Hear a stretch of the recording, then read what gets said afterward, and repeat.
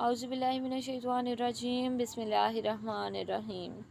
Amna Noor is here, students. I hope so you all are fine. Today the topic that I am going to discuss is factor affecting the photosynthesis. Students, हम लोगों ने chapter number 7 start किया हुआ है.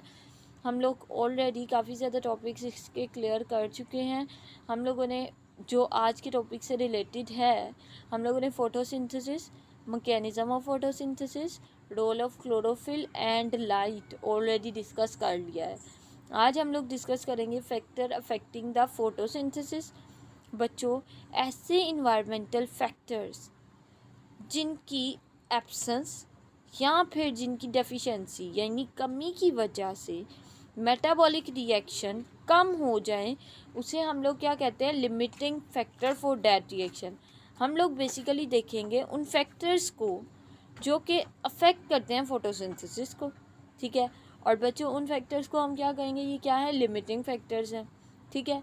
अब क्या हुआ, कहते हैं कि जो फैक्टर रिएक्शन को कम करते हैं उनमें क्या है, light intensity, temperature, concentration of carbon dioxide, availability of water molecule या वाटर. तो बच्चों, ये क्या हैं, चारों लिमिटिंग फैक्टर हैं जो कि हमारे फोटोसिंथेसिस प्रोसेस को इफ़ेक्ट करते हैं. ठीक है. आगे चलते हैं हम लोग कि रेट ऑफ फोटोसिंथेसिस चेंज होता चला जाता है विद लाइट इंटेंसिटी. मीन्स कि अगर स्टूडेंट्स लाइट इंटेंसिटी कम होती है तो रेट ऑफ फोटोसिंथेसिस भी क्या होगा, कम हो जाएगा. और इसी तरह अगर लाइट इंटेंसिटी बढ़ती है तो रेट ऑफ फोटोसिंथेसिस भी बढ़ जाएगा. लेकिन बच्चों, अगर लाइट इंटेंसिटी बहुत ज़्यादा बढ़ रही है तो रेट ऑफ फोटोसिंथेसिस क्या हो जाएगा, कांस्टेंट हो जाएगा, उसमें फर्दर इंक्रीज नहीं आएगा. ठीक है. उसके बाद नेक्स्ट मूव करते हैं, इफ़ेक्ट ऑफ टेम्परेचर.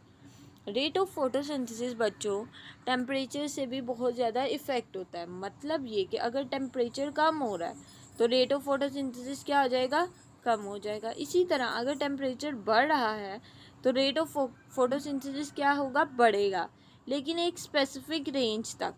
अगर लाइट इंटेंसिटी कम है और टेम्परेचर बहुत ज़्यादा है तो रेट ऑफ फोटोसिंथेसिस को बच्चों बहुत कम इफ़ेक्ट करेगा. ठीक है. और अगर बच्चों बहुत ज़्यादा टेम्परेचर बढ़ा दिया जाए, अप टू 45 कर दिया जाए, तो ये स्टोमेटा की क्लोरियर का बायस होता है और यहाँ तक कि फोटोसिंथेसिस का प्रोसेस भी स्टॉप होने के चांसेस हैं. क्योंकि जब हमारा स्टोमेटा बंद हो गया है तो there is no chance for further photosynthesis because there is no movement of carbon dioxide inside the plant leaf. ठीक है. आगे मूव करते हैं हम लोग. Effect of carbon dioxide concentration.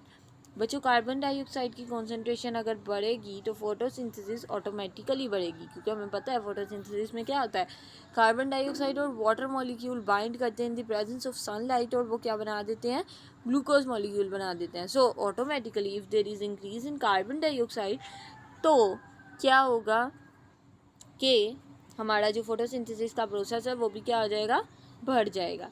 लेकिन अगर कार्बन डाइऑक्साइड की अमाउंट एक हद से ज़्यादा बढ़ा दी जाए और क्या हो कि स्टोमेटा बंद हो जाए तो रेट ऑफ फोटोसिंथेसिस क्या हो जाएगा, कम हो जाएगा.